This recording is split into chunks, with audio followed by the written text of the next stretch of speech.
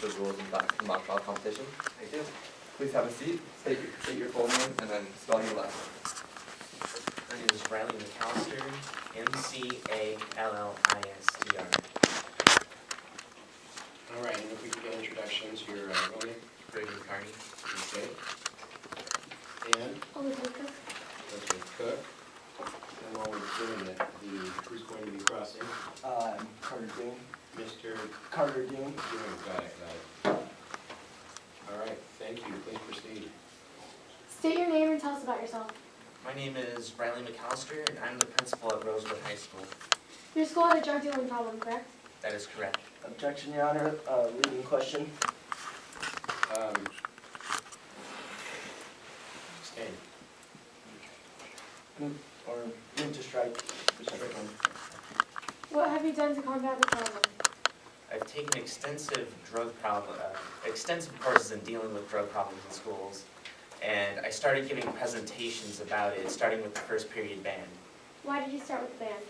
I've always had my suspicions that there was a drug dealer in the band, and those suspicions were confirmed in January. What confirmed your suspicions? A vice principal had reported a conversation in which a student said that they got smart pills from somebody in the band. Objection, Your Honor. Hearsay.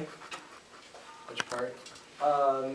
Principal learned from the vice principal. Actually, it's double hearsay because the vice principal heard band students talking about a drug problem within the band, and then the vice principal relayed this to Principal McAllister.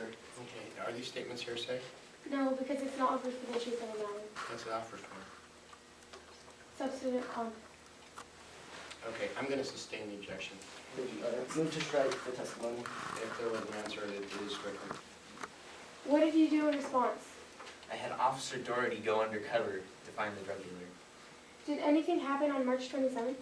Yes, I was informed that Jason Johnson collapsed during band practice. What did you do after that? I rushed to the band room to check on Jason. He was lying there on the ground, unresponsive but still breathing. What did you do when the paramedics arrived? I called Jason's parents and told them what happened. What happened after that? After that, the hospital called me, and I was informed that Jason Johnson died en route to the hospital with alcohol and Adderall in his system. What did you do in response to the call? I called Officer Doherty into my office and informed him what happened and told him to find out what he could from the students. What happened after that? Alex Weaver came to my office and informed me about Ray. What did you do with this new information? I called Officer Doherty into my office once again and had Alex tell him everything he told me. What did you do following this? Doherty wanted to search Ray's car, so I pulled out the waiver that Ray and her parents had signed. What did you do while Officer Doherty searched Ray's car? I went to get Ray out of class. What happened after that? I brought Ray out to the car, Doherty asked her some questions, and then was arrested. Thank you. No further questions. Thank you. Cross-examination? Yes, Your Honor. You have a drug problem at your school, right? Yes. And you've had a couple high-profile drug... Hold on a second.